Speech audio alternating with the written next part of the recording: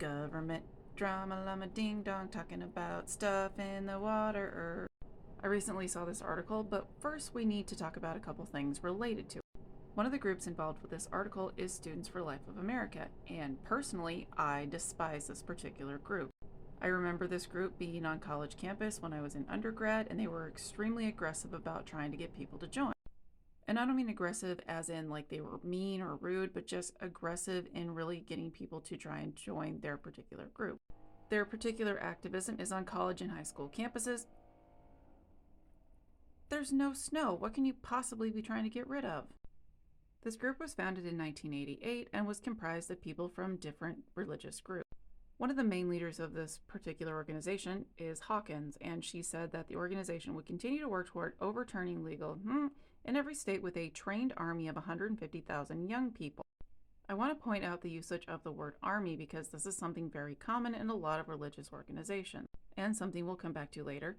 The group has supported wastewater surveillance to track, citing concerns over the potential environmental devastation caused. I think it was Vice that did a documentary where they went in and looked at how these people were trained in the organization Students for Life. When they went through the training, it was very thorough, and they go through how to debate, how to argue, and one of the other things is that they know how to do all of the boring stuff to make all of this stuff come to fruition. That's why we need to pay attention to the boring stuff and use the system to our advantage, because obviously these people are. If you have watched the documentary Shiny Happy People, which I highly recommend, they talk about different organizations like the Students for Life and the Joshua Generation thing. The Joshua Generation, or Generation Joshua, that is mentioned in that documentary was founded in 2003 and aims to encourage youth participation in government, civics, and politics toward conservative Christian values. What organizations like Generation Joshua and Students for Life realize is that if they did all of the boring stuff involved with civics and politics, they could basically go in and take over a bunch of things, kind of like what's happening now. Let's go back to the article, though, where Students for Life is taking aim at EPA drinking water rules. More specifically, they want to add mifepristone to the list of drinking water contaminants that are tracked by public utilities. I'm going to leave the second paragraph here with Christy Hamrick's quote because it's just incorrect. Though water contamination from all pharmaceuticals is a growing concern, environmental scientists say there is no evidence that mifepristone pollution in particular is harming either people, animals, or the environment. The Student for Life group campaign comes as the EPA prepares to propose a list of 30 pollutants utilities will have to track in drinking water, a routine update to the list that the agency undertakes every 5 years. Placement on the unregulated contaminants list is a way for EPA to collect nationwide data on chemicals, information that could be used to set federal limits in the future. While the EPA told Students for Life that it was too late to include this particular one on the proposed list of chemicals to track, Hamrick said one path forward for us is to ask for the active to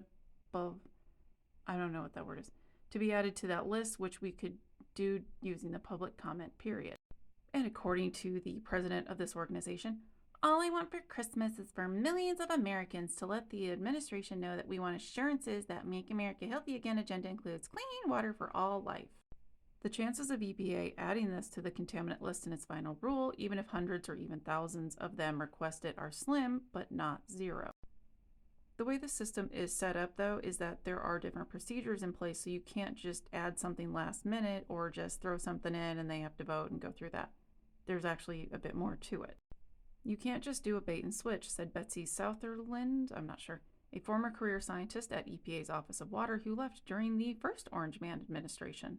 The previous version of the list, which lasts through the end of this year, includes 29 types of PFAs, endocrine disrupting chemicals that can be toxic to humans at very low levels, as well as lithium.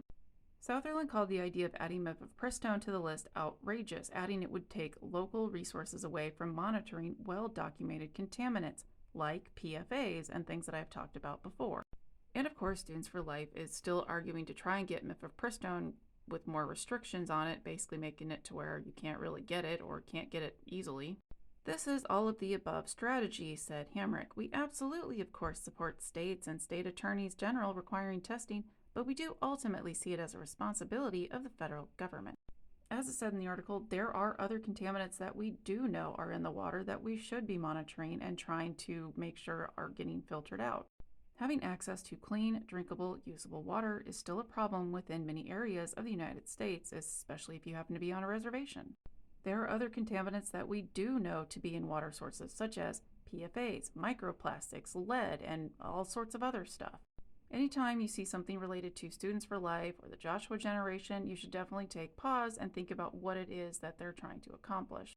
One of the other things that's also quite insidious about Students for Life is if you go search for different articles or information about them, you'll find that a lot of these search results are flooded with things from their website. So you have to dig deeper even if you have a VPN.